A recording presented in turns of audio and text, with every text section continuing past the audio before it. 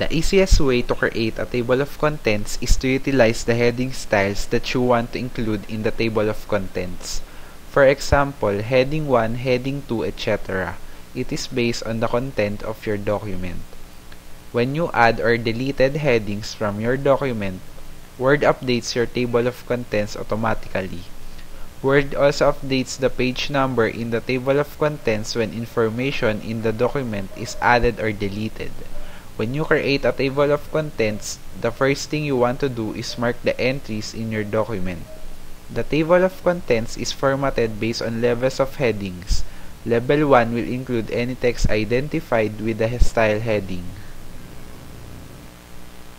You can mark the table of contents entries in one of two ways, by using built-in heading styles or by marking individual text entries.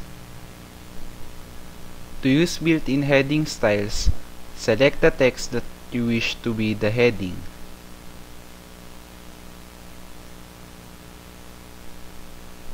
Click the Home tab. In the Styles group, click Heading 1.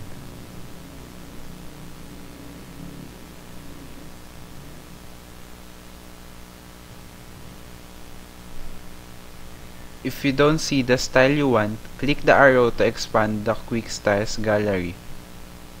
First, we have to select the text first that you wish to be the heading.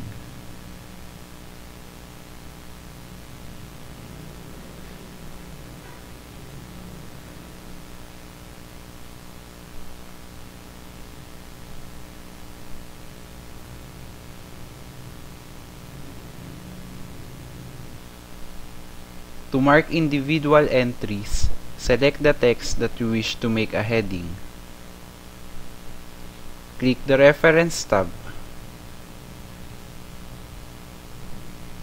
Click Add Text in the Table of Contents group. Click the label that you want to label your selection.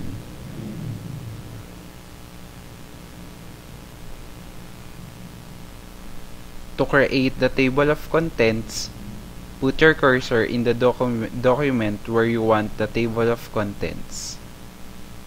Click the References tab. Click the Table of Contents button.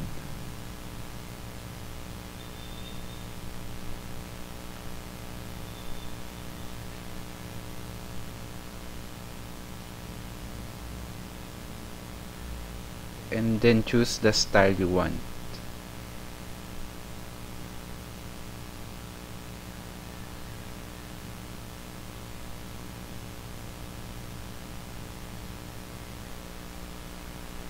If you have added or removed headings or other table of contents entries, you can update by apply headings or mark individual entries as directed.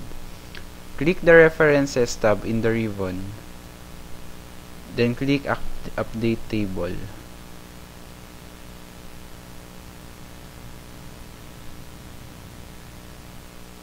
Since we do not have table of contents as of now, we cannot update the table of contents. To delete a table of contents, click the References tab on the ribbon and then click Table of Contents.